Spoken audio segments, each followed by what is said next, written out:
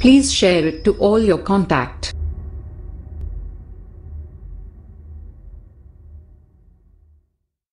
बिस्मिल्लाहिर्रहमानिर्रहीम। अज़ीज़ तलबा, हमारा सबक चल रहा है जवामिउल कलिम। तकरीबन पौना सबक ख़त्म हो चुका है, थोड़ा सा बाकी उसको आज पूरा कर लेते हैं। कल हमारी बात पहुंची थी वशर्रुल मअकली मालुल यतीम तक हम पहुँचे थे। अब आगे वस्सईदु मौइज़ बिग़ैरिही वअज़ यईज़ु इज़्ज़तन, कि मैंने नसीहत करना, और यहाँ मजहूल पढ़ा जाएगा, बाखबर करना, नतीजे से आगाह करना। तो यहाँ मजहूल पढ़ते हुए तर्जुमा करेंगे सईद खुश नसीब सआदतमंद शख्स वो है जो अपने अलावा के ज़रिए से बाखबर हो जाए, अपने गैर से वो नसीहत हासिल करने वाला हो जाए। यानी इंसान की अक्लमंदी है कि दूसरों को देखकर इबरत हासिल करे। ये आदमी सआदतमंद होता है जब आदमी नसीहत और इबरत हासिल करने वाला होता है, तो वो अपने आप को सुधार सकता है, अपनी तरबियत कर सकता है। तो ये इंसान की सआदतमंदी है कि हालात को देखकर, लोगों के अंजाम को देख कर के उसने ऐसा किया है तो उसका ये हश्र हुआ है, तो अपने आप को वो बनाने वाला हो जाता है, अपनी गलतियों को सुधारने वाला बन जाता है। और जाहिर बात है कि इंसान अपनी कमज़ोरियों को सुधारने वाला बन जाए तो आदमी लामहला वो बड़ा बनता है। इसी वजह से हज़रत लुक़मान हकीम, जो नबी नहीं है लेकिन लुक़मान हकीम थे और उनका बड़ा मर्तबा है, कुरान ने उसका भी तज़किरा किया है हज़रत लुक़मान हकीम का। वइज़ क़ाल लुक़मान लिब्निही व हुवा यईज़ुहु या बुनय्या ला तुश्रिक बिल्लाह। तो बहुत बड़े आदमी थे। तो हज़रत लुक़मान हकीम, और हकीम का जब नाम आता है तो हज़रत लुक़मान का नाम आना ज़रूरी है। तो हज़रत लुक़मान से किसी ने पूछा कि आप हकीम कैसे बन गए, इतने बड़े आदमी कैसे बन गए? तो उन्होंने बहुत अच्छा जवाब दिया कि जब मैं किसी आदमी को देखता कि उसके अंदर वो कमज़ोरी है, कोई ऐसी चीज़ है कि जिसको लोग नापसंद करते हैं, और ख़ुद उस कमज़ोरी को देखकर मुझे भी जो है कि आदमी ये गलती कर रहा है और ये अच्छी चीज़ नहीं है, तो फ़ौरन मैं अपने आप पर निगाह डालता था कि जब मैं उसकी कमज़ोरी को देखकर बुरा मान रहा हूँ तो ये चीज़ मेरे अंदर है, तो मुझे देखकर भी तो कोई बुरा मानता होगा, तो फ़ौरन जो है मैं उस चीज़ को छोड़ देता था।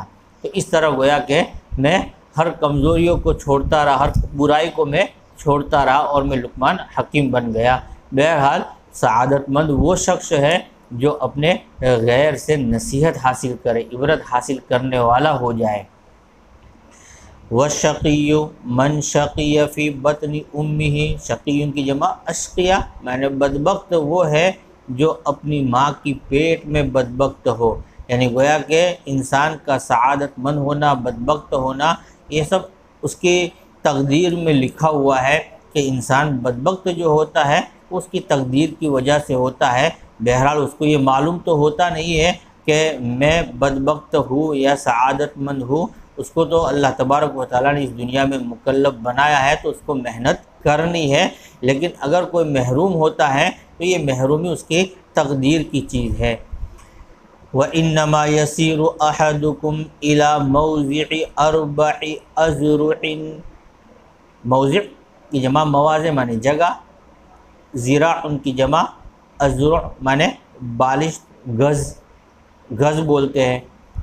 और तुम में से हर एक को 4 गज़ ज़मीन तक पहुँचना है, जाना है, 4 गज़ ज़मीन में जाना है। यानी मुराद तंग कब्र में इंसान को जाना है। इंसान दुनिया में कितने ही असबाब का मालिक हो, लेकिन हर एक को जो जाना है वो एक तंग और काली कोठरी के अंदर उसको जाना है। गोया कि ये जुमला हमें नसीहत कर रहा है और हमें आखिरत का इस्तिज़ार दिला रहा है कि दुनिया में इंसान कैसा भी हो, कैसे भी मालो असबाब का मालिक हो, लेकिन बहरहाल एक न एक दिन मनो मिट्टी के नीचे मामूली और मुख्तसर तंग قبر میں اس کو جانا ہے، تو انسان اس قبر کو ہمیشہ یاد رکھے۔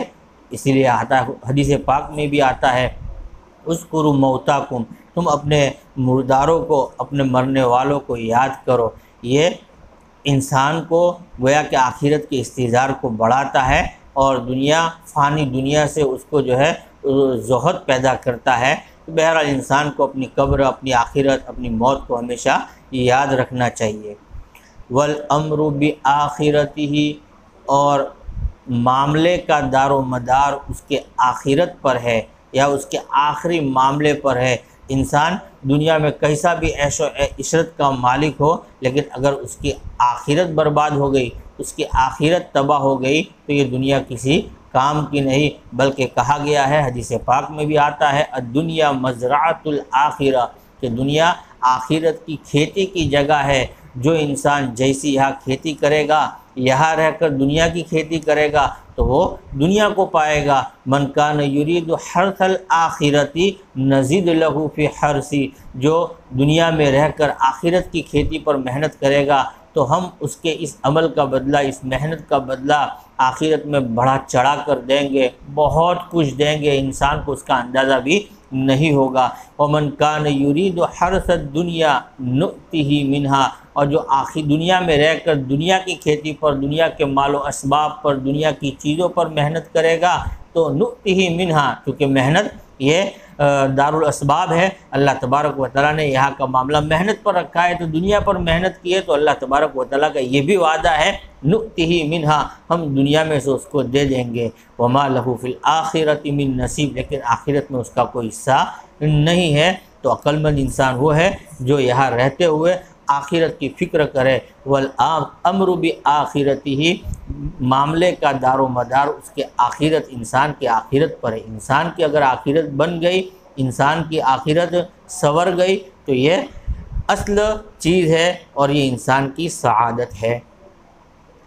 وَمِلَاكُ الْعَمَلِ خَوَاتِمُهُ، ملاک کے معنی آتے ہیں ملکیت، یعنی دار و مدار، بنیاد۔